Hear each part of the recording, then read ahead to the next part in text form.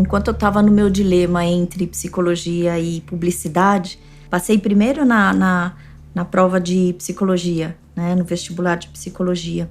E aí eu fui me dando conta que realmente era aquilo que eu precisava fazer mesmo, porque o que me levou à psicologia foi estar entendendo as várias tentativas de suicídio da minha mãe desde os meus 10 anos de idade. Desacredito que sobre aquele psicólogo que fala assim, eu entrei na psicologia para ajudar somente os outros.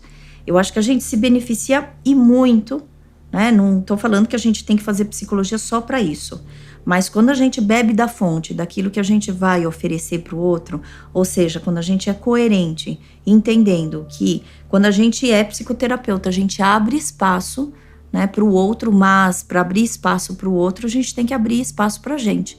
A gente também tem que se dar uma chance no sentido da gente se autoanalisar, autoconhecer. Então, eu fui muito em busca desse autoconhecimento também. E que eu queria entender aquela alma que gritava por socorro, né? Que no caso era minha mãe, né? Então eu passei uma infância e uma adolescência que eu penso hoje que não foram fases fáceis para mim. Foram fases bem complicadas e conturbadas, né? Hoje eu entendo que a minha mãe referência é a psicologia, que é esse colo que eu encontrei para dar conta e para eu viver agora com mais tranquilidade. De 10 anos para cá, hoje eu tenho 48 anos, então 30 anos aí se passaram, né? E eu não imaginaria que eu estaria hoje falando de um jeito tão mais sereno e tão mais tranquilo.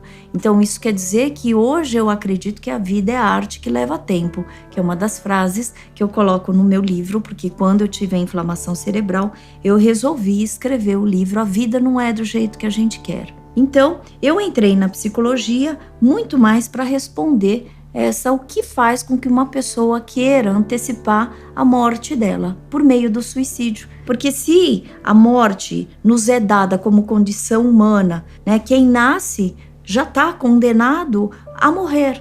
Né? E quando eu falo condenação, não é um castigo, mas assim, é diferente de um objeto que não tem essa consciência da sua finitude. Né? Nós, enquanto seres humanos, temos, né? A gente sabe que nós morreremos um dia. Então, se a gente sabe, inclusive, aí a lá Heidegger falando, né? O Heidegger ele pontua assim que nós somos seres para a morte, que a gente tem que ter essa consciência da finitude para que, de repente, a gente consiga, né, viver plenamente ou de um jeito mais significativo a nossa vida, a nossa existência, né? Assumir realmente a nossa responsabilidade existencial.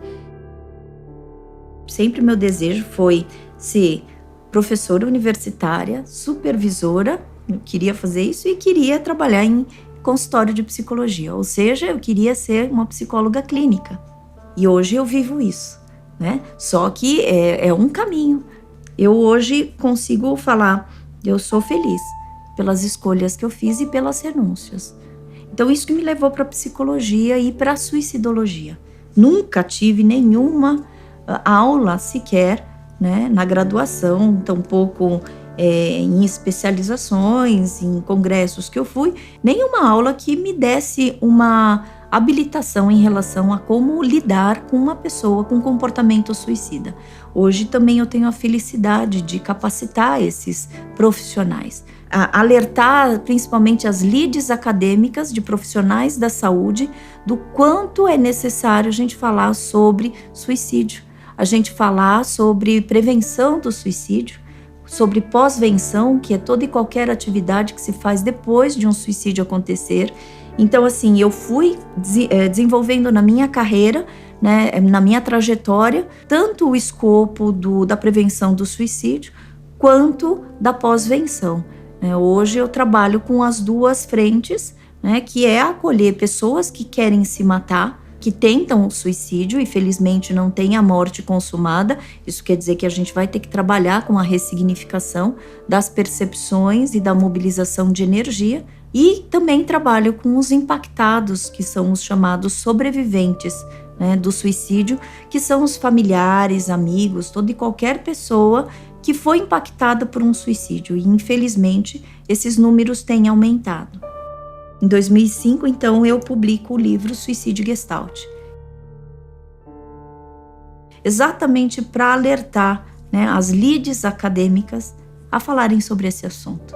E aí eu me lembro que, olha, estou falando de 2005, eu tive 3 recusas editoriais, porque esse assunto era tabu. Até então eu achava que era só eu que tinha, né, essa vivência de ter uma mãe ou um familiar que tentava o suicídio. Então, assim, era muito desgastante para mim, né? Porque eu me sentia sempre, e assim sempre foi, eu sempre me sentia a minoria. E eu fui entendendo que ao longo do tempo, felizmente, nem sempre a maioria tem razão. Talvez seja uma criação que eu tive, né, para eu me acomodar nessa situação e para me sentir mais confortável.